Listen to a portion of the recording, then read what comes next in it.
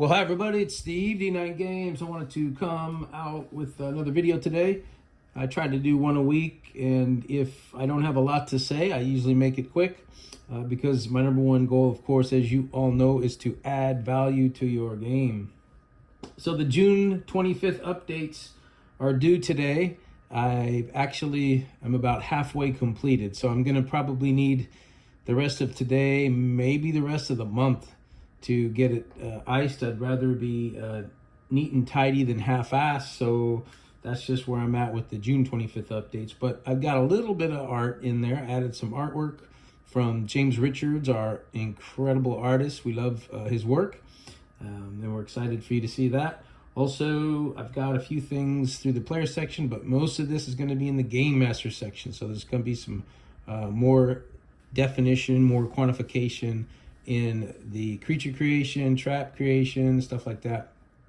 But I wanted just to let you all know that it's getting cleaner every time, and we're looking forward to a book. We're hoping to put out a book next year, 2026, maybe 2027. It just depends on how quickly we get our PDF where we want it. And being a perfectionist takes a little more time, but hey, this is a hobby. I enjoy what I'm doing. We're excited, and playing on Tuesday night, this game system has just been fantastic. So Tuesday night, we actually are in the Elven lands at one of the minor cities, and they were a little skeptical. We actually thought they wanted us dead so they could take our sword, our artifact, one of the Teeth of the Dragon Necros, and one of the Elven warriors had a Draconis. But we proceeded anyway. We're heroes of our word, so we're going to keep delving into this undead ruin and keep digging them out. We had to take an early off season. We were short pop, so it was going to be more deadly. And they said, well, we're starting to you're starting to earn a little bit of respect from us. So what we want you to do now is send a message to our greater city, the Elven city up in Gwendolyn. And so we decided, yes, sure, we'll do it. And as you might know, in this campaign that we're running Tuesday night, the Refugees are in alliance with the Fomorians, who are enemies of the elves, but now we're on the elven side, and we are allying with them as well. So my character thinks the elves know what's going on. We actually had a spell cast on us to know our minds, and a lot of us failed.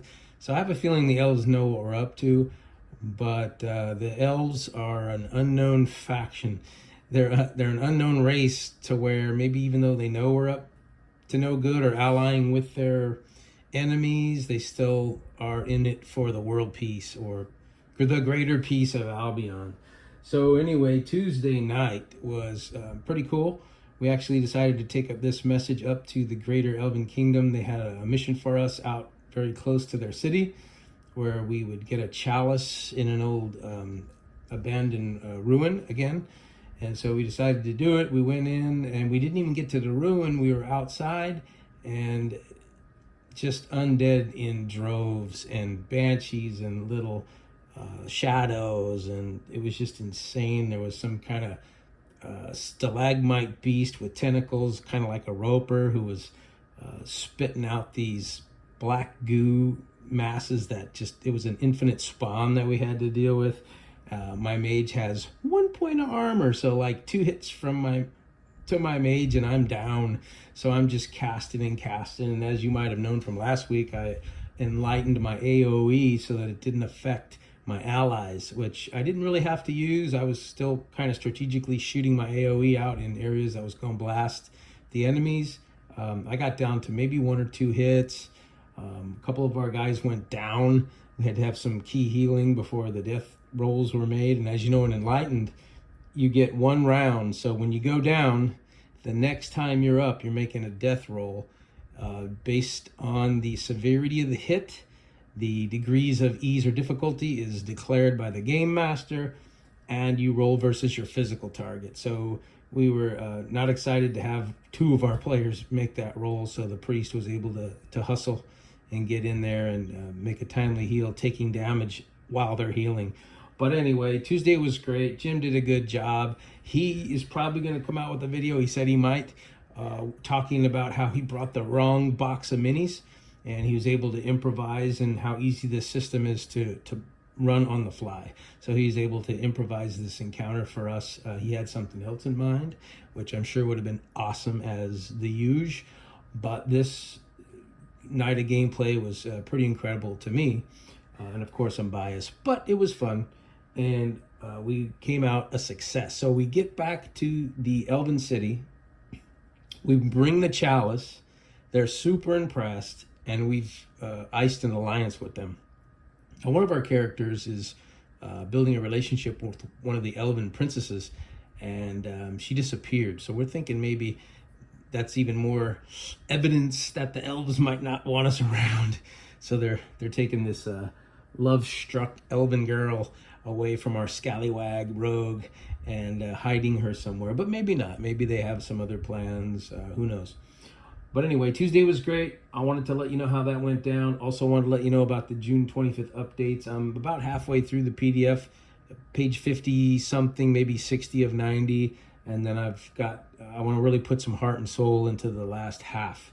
So I'm going to do that a little bit today. And then, like I said, I might need the rest of the week, maybe month. Mostly because I'm doing 40 hours at the JOB, and it's really hard to come home fried and have any creative energy left to put into the PDF. I don't want to just throw mud on the wall here. We've got some pretty serious ideas. As you might have remembered on one of my last videos, I went into some detail on the magic system. So I'm kind of typing that into the PDF a little more detailed as we go. And again, we're having a blast with this hobby of creating this game Enlightened. So it's been really good. So I'm going to focus on the rest of the update. Tuesday night was good.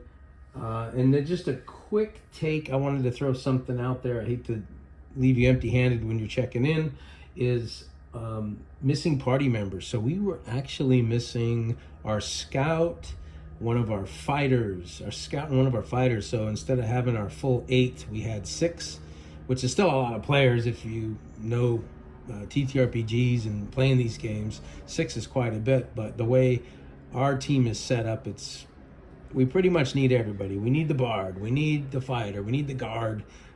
Our guard is amazing, and I call him our guard. I think he's a fighter, but he's custom designed this character and he got a magic shield, which is an attack magnet. So he's getting, if he's adjacent to one of his allies, the attacks, or he's able to block the attacks, or at least defend attacks. So he takes a lot of heat. He goes down a lot, but he's a pretty awesome guard. But if you're missing anything, a guard, you're missing a scout, like we were missing our scout, and that is you're kind of missing some range. And a lot of the stuff we did, we were just getting hammered by these foes. So we're talking level 6, level 7 foes dealing 10, 11, 12, 14 damage. Our players don't have much more than 20 hit points. This game at level 6, I think our party is 24 or 5 might be the most hit points anybody has. So when these creatures are rolling in with 14 points of damage on one failed defense, you're really getting smacked.